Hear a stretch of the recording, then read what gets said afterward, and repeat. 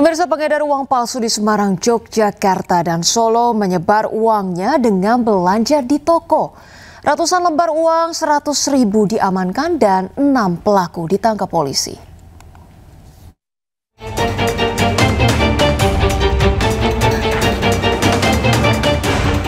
Polisi menangkap 6 pencetak uang palsu di wilayah Sleman, Yogyakarta. 6 orang ini berasal dari wilayah Yogyakarta, Kudus, dan Banten. Polisi mengamankan 100 lembar uang palsu, alat cetak, hingga kertasnya. Para pelaku ini merupakan sindikat yang membuat dan mengedarkan di wilayah Semarang, Solo, dan Yogyakarta. Uang palsu ini selalu lolos screening sinar ultraviolet saat dibelanjakan di toko. Uang palsu ini juga terdapat logo Bank Indonesia yang terlihat jika disinari dan nyaris menyerupai uang asli. Peredaran uang palsu ini bermula adanya laporan masyarakat yang mencurigai salah satu pelaku melakukan pembelian dengan uang pecahan Rp100.000 di toko kelontong. Uang yang dibuat oleh para pelaku ini ternyata juga ada muncul gambar UV-nya, ya, dari ultravioletnya itu ada muncul. Memang agak beda dengan uang yang asli, ya. Namun demikian ini yang perlu kita waspadai dan kita perlu edukasi kepada warga masyarakat. Tolong dalam hal mengecek adanya uang yang masuk, ya, jangan hanya menggunakan UV. 410 lembar uang palsu dan peralatan percetak diamankan polisi. Para tersangka terancam hukuman 15 tahun penjara. Dari Semarang, Jawa Tengah, Wisnuwardana, iNews melaporkan. Pemirsa, seorang perempuan pedagang es keliling menangis haru usai mendapatkan hadiah sepeda motor dari polisi. Sebelumnya motor milik pedagang es keliling raib digondol oleh maling saat berjualan di kawasan Pesanggerahan, Jakarta Selatan.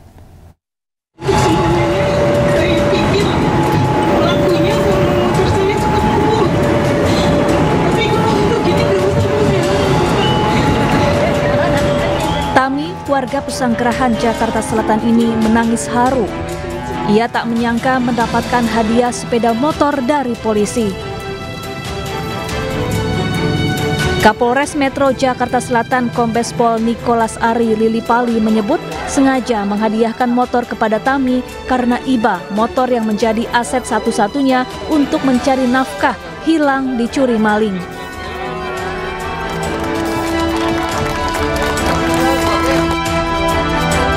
Sebelumnya, korban kehilangan sepeda motornya usai dicuri 2 pelaku curanmor saat sedang berdagang es keliling di Jalan IKPN Pesanggerahan. Korban lalu melaporkan peristiwa yang dialaminya ke polisi. Karena motor ini motor satu-satunya yang dipakai untuk mencari nafkah oleh ibunya. Terus motor itu dicuri sama orang dan akhirnya Bu Sela memerintahkan anggota untuk mencari pelaku dan menangkapnya, tapi sampai saat ini belum ditangkap. Dengan berbelas kasih dari Bu Sela, beliau berusaha untuk memberikan sebagai ganti kepada ibu korban, dalam hal ini Ibu Tami. Sementara itu hingga kini polisi masih memburu pelaku yang mencuri sepeda motor korban. Dari Jakarta, Helmi Sajangbati, iNews melaporkan. Pemirsa, kita ke informasi terkait dengan sebuah kedai kopi di Melawai, Jakarta pagi tadi terbakar.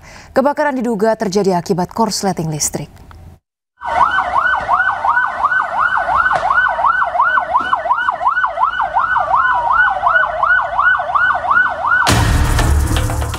Sebuah coffee shop di Melawai, Jakarta Selatan hangus terbakar. Sejumlah mobil damkar terlihat memadamkan api yang membumbung tinggi.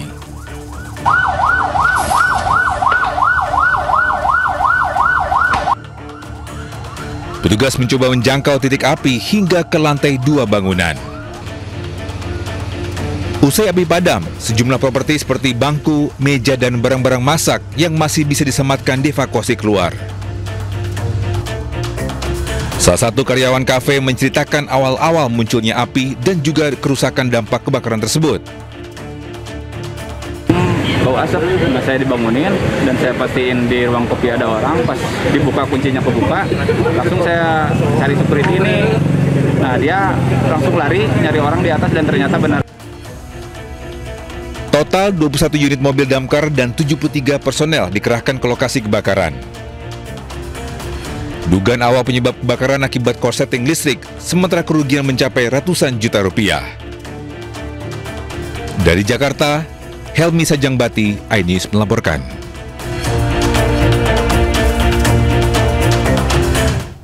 Pemirsa, polisi menangkap komplotan spesialis pencuri brankas lintas provinsi di tempat persembunyian. Dari tangan pelaku, polisi menyita puluhan keping emas, uang tunai puluhan juta rupiah, serta perhiasan.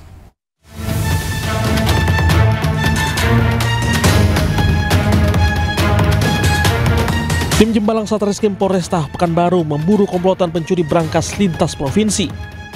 3 orang ditangkap di tempat pelariannya di Pariaman, Sumatera Barat. Sementara 3 pelaku lainnya inisial H, M, dan O masih diburu polisi. Komplotan jaringan pencuri brankas lintas provinsi telah beraksi di 3 lokasi berbeda di Pekanbaru.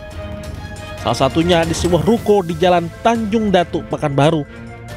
Pencuri membawa kabur brankas berisi kepingan emas dan uang puluhan juta rupiah. Ketiga pelaku ini residivis yang baru bebas dari lapas Jambi. Di tangan mereka, polisi menyita 26 keping emas, uang tunai 39 juta rupiah, dan perhiasan serta peralatan untuk mencuri brankas. Ketiga tersangka mendekam di balik jeruji besi Polresta Pekanbaru.